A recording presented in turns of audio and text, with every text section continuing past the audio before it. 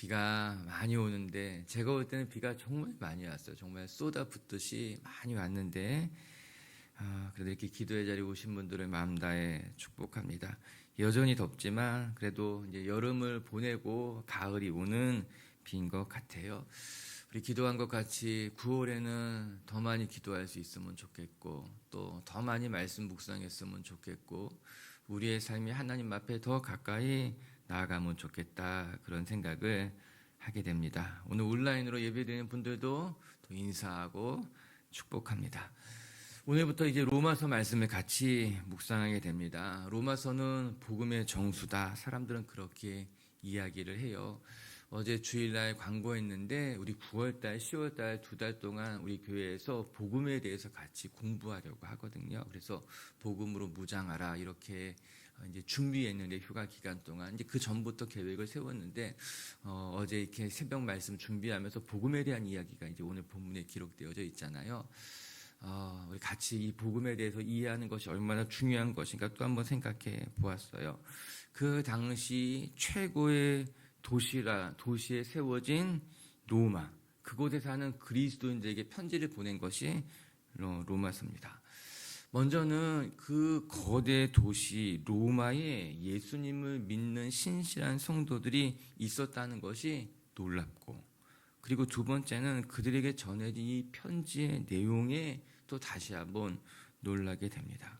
바울은 그 대도시 로마, 내가 언젠가 한번 가서 복음을 전하고 싶은 그곳에 이미 그리스도인들이 믿음을 지키고 살아가고 있다는 것에 오늘 바울의 마음에 감동이 있었던 거예요. 그리고 그들에게 진짜 복음이 무엇인지 내가 경험하고 겪고 깨달은 복음에 대해서 정확하게 설명해 주고 있는 것 아니겠습니까?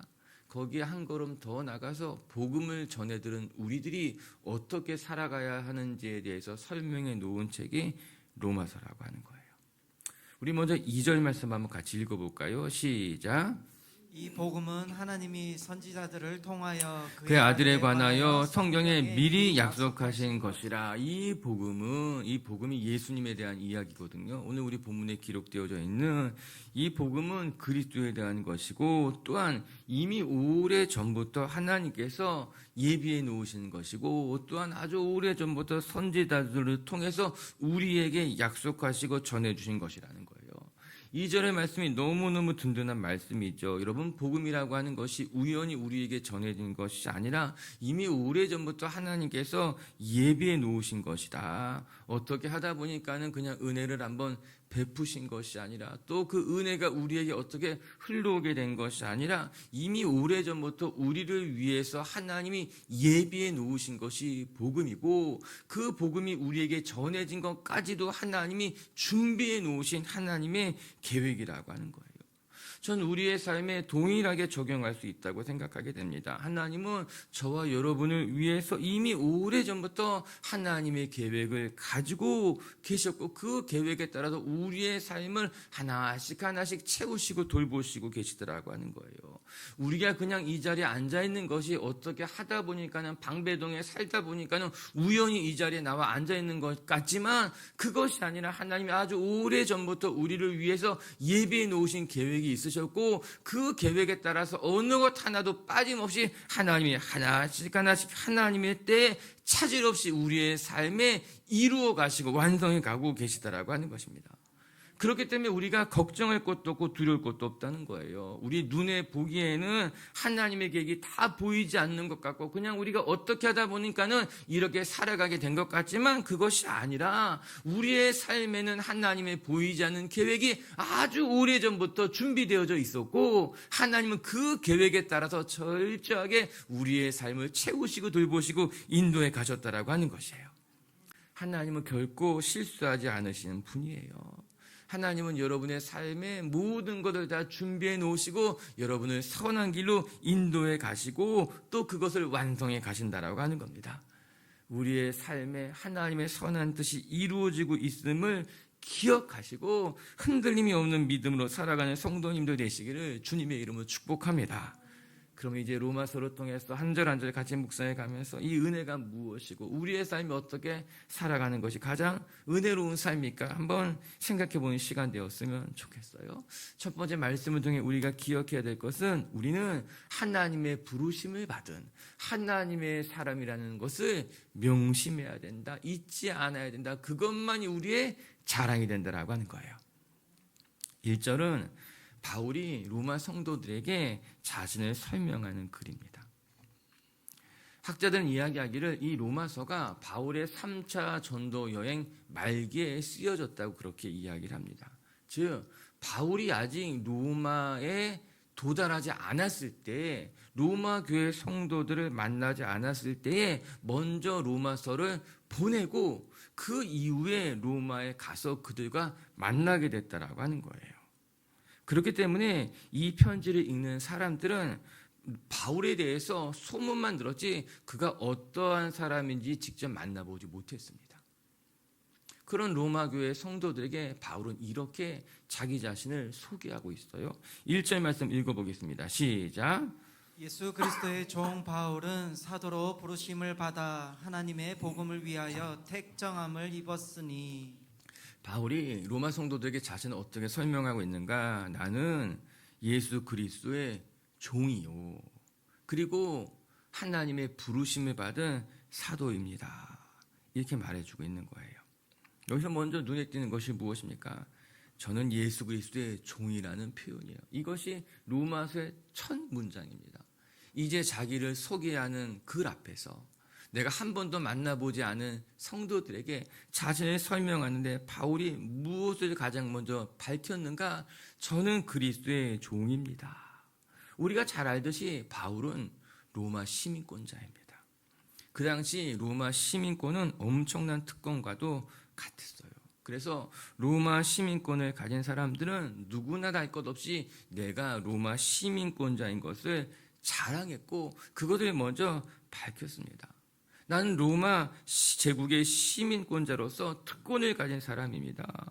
그에 마땅한 대우를 받아야만 합니다. 이게 로마 시민권자를 가진 사람들의 일반적인 생각입니다. 나는 로마 시민권자예요. 그렇기 때문에 나는 어디를 가든지 로마 시민으로서 특권을 가지고 있습니다. 그와 합당한 대우를 받아야만 합니다. 그럼에도 불구하고 바울이 로마에 있는 로마 교회 성도들에게 그들 중에는 로마 시민권을 갖지 않은 사람들이 많았을 것입니다.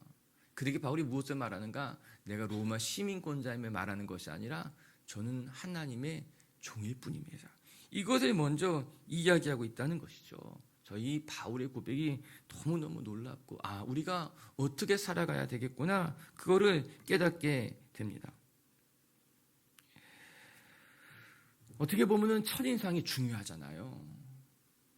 바울은 자신의 첫인상을 내가 로마 시민권자입니다로 내세우는 것이 아니라 저는 하나님의 종입니다로 자신의 신분을 밝히면서 이야기하고 있는 것입니다.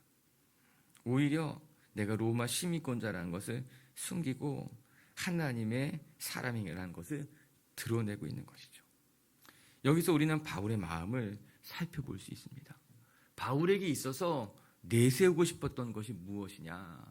그는 내가 로마 시민이라는 것을 내세우고 싶었던 것이 아니라 내가 그리스도의 종이라는 것을, 하나님의 부르심을 받은 사람이라는 것을 내세우고 싶었다라고 하는 거예요. 사람이 자기 마음 속에 있는 것이 바깥으로 흘러나오게 되어 있습니다. 그 당시 모든 사람들은 자기가 로마 시민자라는 것을 자랑하고 싶었겠지만 오늘 바울은 그것보다도 내가 하나님의 종이라는 것이 그 마음속에 가득했고 그것이 바깥으로 흘러나오면서 내가 자랑하고 싶은 것은, 내가 내세우고 싶은 것은 하나님을 만나는 것이고 하나님이 이 벌레만도 못한 나를 종으로 삼아주신 것이고 사도로 불러주신 거, 저는 그것만 자랑이고 그것만 내세우고 싶다라고 하는 거예요. 이런 바울의 마음이 우리 모두에게 있기를 주님의 이름으로 축복합니다. 이 세상의 기준으로 나를 포장하고 자랑하고 싶어하는 것이 아니라 하나님 만난 것이, 내가 하나님의 종으로 부르심 받은 것이 그것만이 내 자랑이고 내가 내세우고 싶은 것이고, 아니 더 정확히 말한다면 나를 내세우는 것이 아니라 나를 통해 예수님만 드러나고 싶습니다. 고백할 수 있다면 저는 우리의 삶이 진짜 아름답고 거룩하게 될 줄로 믿습니다. 특히 바론 자신을 그리스도의 종이라 고백하면서 또 내가 그리스도의 부르심을 받은 사도가 되었다고 말합니다. 이 사실은 앞으로 로마서를 읽는 데 있어서 매우 중요한 기준점이 될 것입니다. 왜냐하면 바울은 자신이 임의로 사도가 된 것이 아니라 하나님의 부르심에 따라서 사도가 됐다는 것을 이야기하기 때문인 거예요. 우리가 누구의 부르심을 받았는가는 중요합니다. 나의 보스가 누군가는 매우 중요하게 됩니다. 그 부르심에 따라서 우리의 삶의 방향이 정해지고 내 삶의 근거가 되기 때문인 거예요. 개인적으로 저는 요즘 더 생각하게 되는 것이 우리가 누구와 어울리는가, 내가 누구와 함께하는가, 누구가 내 보스인가, 이게 참 중요하다는 생각을 요즘 참 많이 하게 돼요. 엉뚱한 사람과 함께 살아가다 보면 나도 그렇게 엉뚱한 삶을 살아가게 됩니다. 나의 보스가 엉뚱한 사람이면 나도 그 사람과 같이 되어질 수밖에 없습니다. 그래서 내가 누구와 어울리고 내가 어떤 사람과 함께 하는가가 정말 너무너무 중요하겠구나. 자칫 잘못하다 보면 나도 모르는 사이에 내 인생이 엉뚱하게 되어져 가게 된다라고 하는 거예요. 그래서 내가 누구와 같이 있는가, 내가 어떤 사람과 어울리는가가 중요하다라고 하는 거예요. 오늘 바울의 고백이 무엇입니까? 나를 부르신 분은, 나와 함께 하시는 분은, 내가 이 자리에 서 있는 이유는 하나님이 나를 사도로 부르셨기 때문에 내가 이 자리에 있습니다. 고백하고 있는 거예요. 나의 보스, 나의 대장은 하나님이십니다. 그 말씀 하고 있는 거죠. 여러분, 우리 6절 말씀 한번 읽어볼까요? 6절의 말씀 시작. 너희도 그들 중에서 예수 그리스도의 것으로 부르심을 받은 자니라. 바울이 뭐라고 말합니까? 그건 저뿐만이 아니라 여러분들도 똑같습니다. 저도 그리스도의 부르심을 받아 사도가 되었지만 여러분들도 그리스도의 부르심을 받아 성도가 된 사람들입니다. 이야기하고 있는 것 아니겠습니까? 참 멋진 말이죠. 우리 모두가 다 그리스도의 부르심을 받아 살아가는 사람들이다. 우리가 누구의 말을 들을 것인가? 하나님의 말씀을 듣고 그 하나님의 말씀에 따라 살아가는 인생들이다. 그거 기억하며 살아가자. 그게 성도고 사도다 이야기하고 있는 것 아니겠습니까? 우리 기억하며 살아갑시다. 우리를 부르신 분이 하나님이시구나. 우리는 하나님과 함께하며 하나님의 뜻에 따라 살아가는 사람들이구나. 기억하면서 하나님의 은혜 속에 머무는 저와 여러분들이 되시기를 주님의 이름으로 축복합니다. 두 번째 또 말씀을 통해 우리가 배우게 되는 것은 성도는 그리스도의 은혜와 평강이 절대적으로 필요한 존재라는 것을 잊지 말아야 된다라고 하는 거예요. 우리 7절 말씀도 같이 한번 읽어보도록 하겠습니다. 시작. 로마에서 하나님의 사랑하심을 받고 성도로 부르심을 받은 모든 자에게 하나님 우리 아버지와 주 예수 그리스도로부터 은혜와 평강이 있기를 원하노라. 아멘. 하나님의 사랑하심을 받고 오늘도 우리가 하나님의 사랑하심을 받은 사람들임을 기억하기를 주의 이름으로 축복합니다. 하나님의 사랑을 받았다는 거예요. 너무 감격스럽지 않습니까? 우리가 누구 사랑 받고 여기까지 왔는가? 여러분, 사랑에 굶주리지 마세요. 우리 다 하나님의 사랑 받고 살아가는 사람들입니다. 굳이 사랑에 목말라 할 것 없어요. 우리 하나님의 사랑이 우리 안에 이렇게 가득한데 왜 사랑 때문에 목말라 하는가? 사랑받지 못한 사람처럼 살아가느냐? 그럴 필요 없어요. 우리 다 하나님의 사랑으로 가득한 사람들인 줄로 믿습니다. 더 나아가서 오늘 바울이 로마에 있는 성도들에게 무엇을 말하고 있는가? 예수 그리스도로부터 오는 은혜와 평강이 있을 것이다. 그렇게 이야기하고 있어요. 이는 핍박이 가득한 시대 속에서 그들에게 가장 필요한 것이 무엇인지를 엿볼 수 있는 말씀입니다. 바울이 지금 로마 성도들에게 축복함에 있어서 가장 먼저 고백한 것이 무엇인가? 여러분들에게 부가 필요한 것이 아니라, 여러분들에게 재력이 필요한 것이 아니라, 여러분들에게 어떤 힘이 필요한 것이 아니라, 여러분들에게 필요한 건 그리스도의 은혜와 평강입니다. 그래서 바울이 가장 먼저 축복하고 있는 거, 여러분들에게 은혜와 평강이 있기를 원합니다. 고백하고 있는 것이죠. 전 동일하게 이 시대를 살아가는 우리들에게도 필요한 것이 하나님의 은혜와 평강이겠구나 싶습니다. 먼저는 은혜를 이야기하고 있습니다. 여러분, 은혜가 없으면 우리가 살아갈 수 없죠. 은혜라는 것이 무엇인가? 하나님이 값없이 주시는 선물이 은혜입니다. 내가 내 힘으로 살아가는 것이 아니라, 나의 실력으로 살아가는 것이 아니라, 하나님이 값없이 주시는 은혜로 말미암아 우리가 살아가게 된다라고 하는 거예요. 여러분, 우리는 우리의 실력이나 운으로 살아가는 존재가 아니다. 그럼에도 불구하고 적지 않은 사람들이 자기 실력을 믿고 까불다가 넘어지게 되는 거예요. 자기 능력만 믿고 살아가다가 교만해지고 넘어지게 되고, 그래서 한없이 추락하게 되는 것 아니겠습니까? 어떤 사람들은요, 실력을 믿지만요, 어떤 사람은 운을 믿고 살아가는 사람들도 엄청 많습니다. 내가 운이 좋은 사람이라는 거예요. 그렇기 때문에 내가 잘 될 거라고 하는 거예요. 여러분, 그런 이야기 들어보셨어요? 운칠기삼이다. 운이 7알이고 기술, 재주, 실력이 3알이라는 거예요.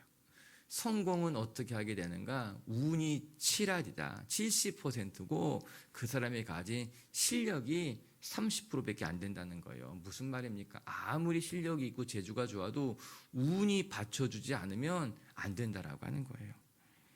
기가 막힌 말이지 않습니까? 얼마나 험한 말이에요. 내 인생을 운 70에 맡긴다는 거예요. 여러분, 여러분의 인생을 운에 맡기겠어요? 여러분이 중요한 거 결정할 때 가위바위보로 결정해요?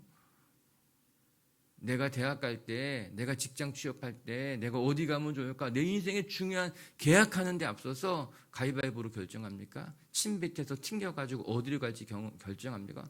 바보 같은 일이에요. 운칠기삼이 어디 있습니까? 왜 운에 내 인생을 맡깁니까? 운이 7이 아니에요. 우리는 어떻게 살아가는가? 비슷하게 표현해 보자면 은칠기삼이에요. 은혜가 7이고 실력이 3이에요. 더 정확히 말하면 은9, 기1쯤 돼요. 더 정확히 말하면 은혜가 저는 한 99? 우리 노력도 필요하니까. 그래서 아무튼 어쨌거나 은혜로 살아가는 것이 맞지 운으로 살아가는 것이 아니다.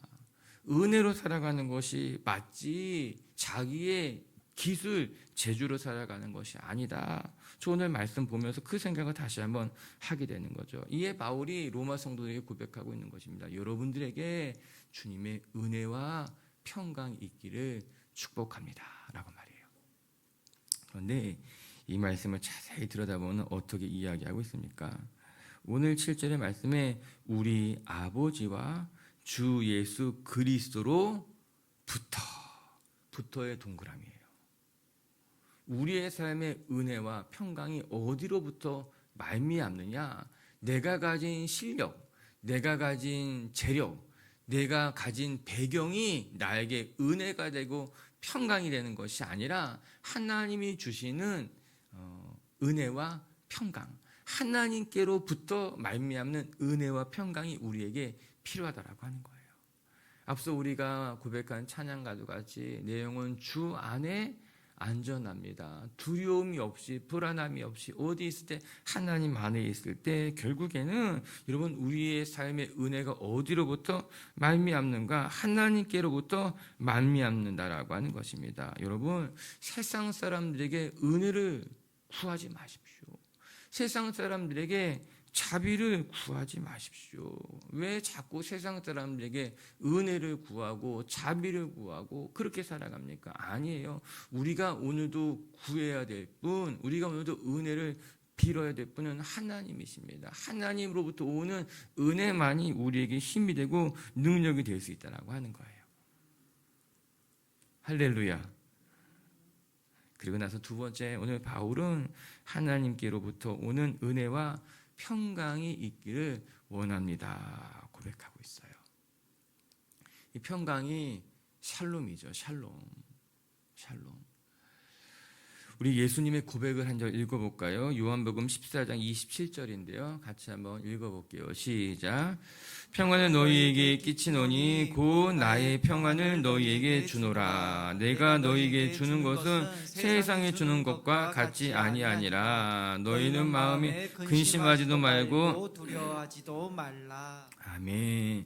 여기 다시 한번 샬롬이 등장하게 됩니다. 예수님께서 제자들에게 하시는 말씀이에요. 내가 너희에게 평안을 주노라. 여러분, 평안은 세상에 주는 것도 아니고 사람이 주는 것도 아니고 내가 가진 것에서부터 말미암는 것도 아니에요. 우리의 삶의 참된 평안은 하나님께로부터 예수님이 주시는 평안이라고 하는 것입니다. 이 말씀이 감사한 것은 그 평안은 어떤 거냐, 즉 예수님께서 주시는 평안은 어떠냐, 세상에 주는 것과 같지 않다는 겁니다. 여러분, 이 사실이 중요합니다. 세상에 주는 평안은 일시적입니다. 그리고 변동이 심합니다. 돈이 넉넉하게 있을 때는, 내 통장의 잔고가 넉넉할 때는 평안이에요. 그런데 내 통장의 잔고가 점점점 빠져나가면 불안이에요. 이거 세상에 주는 평안인 것입니다. 내 곁에 든든한 사람이 많을 때는 내가 든든해요. 그런데 그 사람이 하나씩 떠나가게 되면 내 마음이 불안해져요. 여러분, 이것은 세상이 주는 평안인 거예요. 그러나 하나님이 주는 평안은 그와 같지 않아. 너희 눈에 보는 것에 따라서 평안했다가 불안했다가 든든했다가 두려웠다가 하는 것이 아니라 하나님이 주시는 평안이 내 안에 딱 들어박히게 되면은 상황과 상관없이 너의 마음이 든든하게 돼. 그 이야기 하고 있는 거예요. 찬송가 중에 왜 내게 성령 주셔서 내 마음이 평안지 난 알 수 없도다. 내가 믿고 또 의지함은 내 모든 형편 잘하시는 주님. 할렐루야. 얼마나 멋진 찬송이에요. 왜 내게 성령 주셔서 내 마음이 이렇게 평안한지 내가 잘 모르겠습니다. 주님이 내 안에 성령 주시니까는 내 마음이 평안합니다. 내 마음이 이렇게 평안한지, 내가 지금 나의 형편을 보면 불안할 것 같은데 지금 나의 상황은 걱정거리가 많은데도 불구하고 하나님이 내게 성령님을 주시니까는 내 마음이 평안하고 기쁘고 두렵지 않고, 그래서 후렴이 뭐라고 말합니까? 내가 믿고 또 의지함은 내 모든 형편 잘하는 주님. 할렐루야. 오늘도 이 주님의 평안, 우리 아버지와 그리스도로부터 말미암는 은혜와 평강이 여러분 마음에 힘이 되고 능력이 되시기를 주님의 이름으로 축복합니다. 말씀을 정리하도록 하겠습니다. 이제 바울이 로마서를 펼치면서 참된 복음이 무엇인지를 설명해 주면서 이제 로마서가 시작이 됩니다. 그러면서 바울이 고백하고 있는 거죠. 이 복음은 아주 오래전부터 하나님이 미리 예비해 놓으신 것이고 그것이 우리에게 찾아왔습니다. 고백하고 있는 거예요. 여러분, 우리의 삶에 하나님의 계획이 오래전부터 예비되어져 있습니다. 그냥 우리가 살아가는 것이 아니라, 그냥 우리가 이 자리에 와 있게 된 것이 아니라 하나님이 오래전부터 여러분들 한 사람 한 사람에게 놀라운 계획을 다 예비해 놓으셨고, 그 하나님의 계획에 따라서 여러분의 삶을 한 걸음 한 걸음 선하게 인도해 가실 줄로 믿습니다. 첫 번째 말씀을 통해 기억하고 싶은 것, 우리는 다 하나님의 부르심을 받은 하나님의 종이고 하나님의 부르심을 받은 하나님의 사도임을 기억하면서, 여러분, 우리가 내세울 것 내가 가진 것도 아니고 나의 신분도 아니고 오직 내 안에 예수님이 계신 것뿐입니다. 그것이 우리가 내세울 수 있는, 자랑할 수 있는 유일한 힘이라고 하는 거예요. 오늘도 내가 하나님의 사랑을 받은 사람이다, 내가 하나님의 은혜를 받은 사람이고 하나님의 종입니다. 이것이 여러분의 기쁨이 되고 자랑이 되시기를 주님의 이름으로 축복합니다. 두 번째, 우리 성도로 부르심을 받는 우리들에게 절대적으로 필요한 것은 하나님 아버지와 그리스도 예수로 말미암는 은혜와 평강이다. 여러분 그것만 있으면 세상 두렵지 않습니다. 하나님의 은혜, 하나님의 주시는 평강만 있으면 두려울 것이 없다는 거 기억하면서 오늘 하나님의 은혜와 주님의 평강이 여러분 안에 가득하시기를 주님의 이름으로 축복합니다. 같이 함께 기도합시다.